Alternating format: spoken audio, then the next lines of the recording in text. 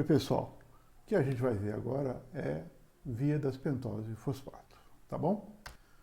A via das pentose fosfato, ela se divide em ela pode ter dois caminhos possíveis, tá? Ela pode ser via uma fase oxidativa e ela tem uma fase não oxidativa, tá? A fase oxidativa é responsável principalmente pela produção de NADPH. Então, ela é fundamental para a produção de poder redutor na forma de NADPH. Tá? A fase não oxidativa quanto a fase oxidativa são responsáveis também para produzir ribose 5-fosfato. Tá?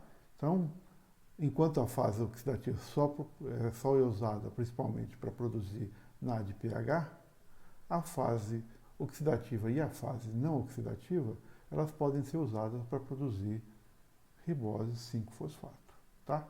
Que é fundamental para a síntese de DNA e RNA, tá? E todos os nucleotídeos em geral, tá? E todas as coisas que precisam de moléculas que usam o esqueleto carbônico de ribose 5-fosfato, tá? O NADPH ele é muito importante porque ele está ligado à síntese de ácidos graxos, à síntese de esteroides, ao metabolismo de drogas, redução de glutationa, tá? Que a gente vai ver daqui a pouco porque isso. Então, o poder redutor na forma de NADPH ele é fundamental para vários processos anabólicos da célula. Tá? Então é fundamental. E é o único jeito, é o grande jeito de produzir poder redutor na forma de NADPH. Tá? E o principal uso do NADPH, ou seja, não o principal, mas o mais importante, um dos mais importantes, né, é reduzir H2O2, ou seja, radicais hidroxila ou radicais superóxidos que vão se converter em peróxidos de hidrogênio, ou seja, água oxigenada, né? Então o NADPH vai ser usado para o quê? Para reduzir a glutationa peroxidase, usando uma enzima chamada glutationa redutase. Tá? Essas duas enzimas aqui, o que elas pegam? Pegam a molécula de glutationa, tá? E reduz a molécula de glutationa para o quê? Para ela ser usada como substrato pela glutationa peroxidase para reduzir H2O2 em água, tá? E minimizar os danos dos radicais livres dentro da célula. Porque os radicais livres dentro da célula, essas formas altamente reativas de oxigênio, elas são muito danosas, né? Muito destrutivas para a estrutura celular, tipo DNA, RNA, proteínas, tudo que pode ser destruídos pela presença de radicais livres, tá? De formas ativas de oxigênio, por assim dizer. Então, o NAD, uma das coisas fundamentais é você manter a presença desses radicais livres, né, essas formas ativas de oxigênio, sob controle. Tá? Então, ela é fundamental. E ela usa para poder fazer isso, esse ciclo aqui, ó, entre a glutationa e o NAD. A glutationa, o que acontece? A glutationa oxidada, ela vai ser reduzida, tá? Pela glutationa redutase aqui, e você oxida o NADPH. Tá? Então, isso é fundamental para a célula funcionar. Tá? E aqui é como as reações oxidativas. Tá? As reações oxidativas elas partem de glicose 6-fosfato, tá?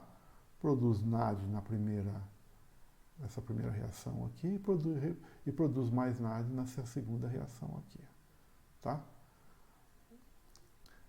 E no final do processo, vamos dizer, esse aqui seria o final do processo da reação oxidativa, né? Produz ribulose 5-fosfato. Continuando na fase não oxidativa, ela vai converter esse ribulose 5-fosfato em ribose 5-fosfato, e daí substrato para o DNA e o RNA. Tá? Então isso é fundamental. Essa parte aqui, vamos dizer, essa daqui é um resumo, como são as reações da fase oxidativa, as reações oxidativas da via das pentose de fosfato. Tá bom? Então é aqui que se obtém o poder redutor na forma de NADPH. O controle da fase oxidativa é feito pelo próprio produto da fase oxidativa, que é o NADPH. Tá? O NADPH ele vai controlar a via oxidativa. Tá? Se bloquear, o glicose 6-fosfato vai caminhar para fazer glicólise ATP ou mesmo fazer a gliconeogênese voltar à glicose. Tá? Então a quantidade, vamos dizer, a quantidade de NADPH é que vai determinar se a via oxidativa vai acontecer. Tá? Então essa é a forma de regulação da via oxidativa, ou seja, da fase oxidativa, das reações oxidativas da via das pentoses. A não oxidativa, vamos dizer, o que é a não oxidativa? A reação não oxidativa é a conversão, é a reconversão, né, ou pelo balanço, tanto você pegar os ΔG dessas reações, vamos dizer, eles estão praticamente no equilíbrio. Tá? Então o que vai acontecer, né, é a conversão de ribose 5-fosfato, ou seja, o fim depois da fase oxidativa da via das pentose, fosfato, ela pode ser reconvertida a glicose 6-fosfato dada as necessidades celulares. Tá? Então, dependendo da necessidade celular, você pode ter a reconversão de ribose 5-fosfato em glicose 6-fosfato. Como é feita essa reação? Essa reação é uma série de reações enzimáticas com isomerase, epimerases, transacetolases e transaldolases. Tá?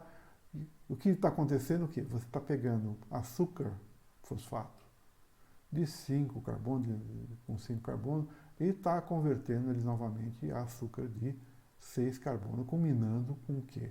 Combinando com a síntese de glicose 6-fosfato. Tá? Então, são uma série de reações, tá, que culminam com glicose 6-fosfato.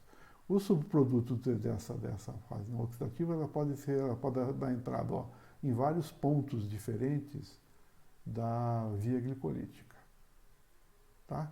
Que ela pode ser convertida no final a gliceraldeído 3-fosfato, a frutose 6-fosfato, ou seja, todos os açúcares de 6 carbonos. Tá? E aí qualquer um desses chegando aqui, ele pode ser reconvertido a glicose 6-fosfato, ou se não, ser encaminhado para a oxidação total da glicose, a piruvato lá embaixo, depois entrar na mitocôndria e ter a oxidação final da glicose. Tá? Então, a função da fase não oxidativa, ou seja, das reações não oxidativas, é fazer um balanço, dependendo das necessidades celulares, da quantidade de açúcar de 5 carbonos ou de 6 carbonos. Tá? E isso fica mais claro aqui, quando a gente vê os diferentes modos que essa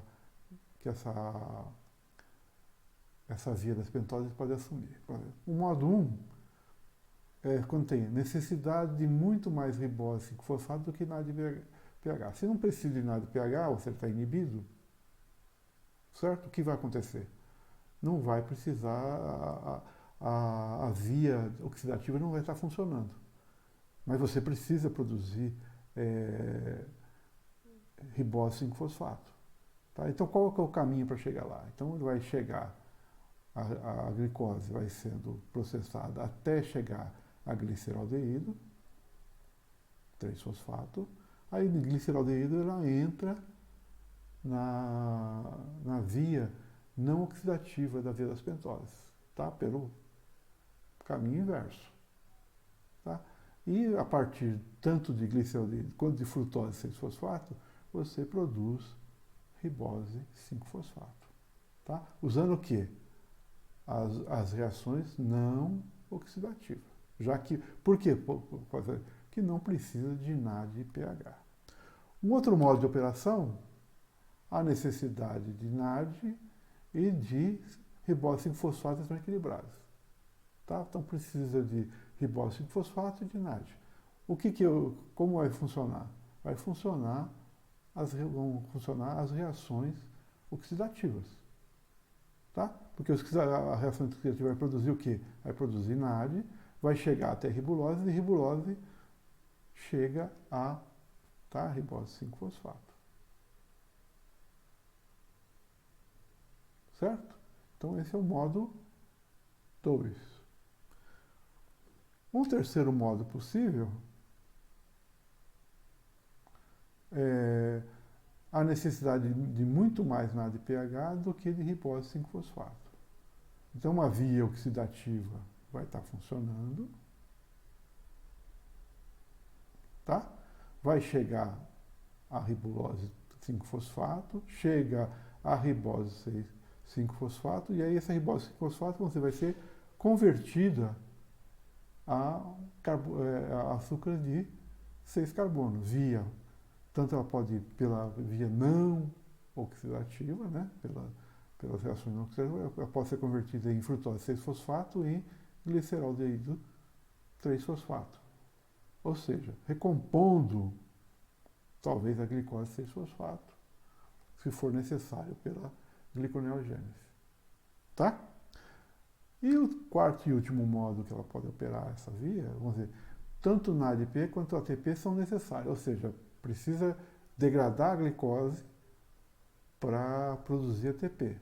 Tá? Tem que entrar lá, vamos dizer, tanto pode ser ATP via fermentação, quanto ATP via respiração precisa de ATP. Então, o que tem que acontecer com a glicose? Ela tem que ser oxidada. Tá? Mas, ao mesmo tempo, o sistema precisa de NAD e pH. Precisa de poder redutor na forma de NAD e pH. Então, o que vai acontecer?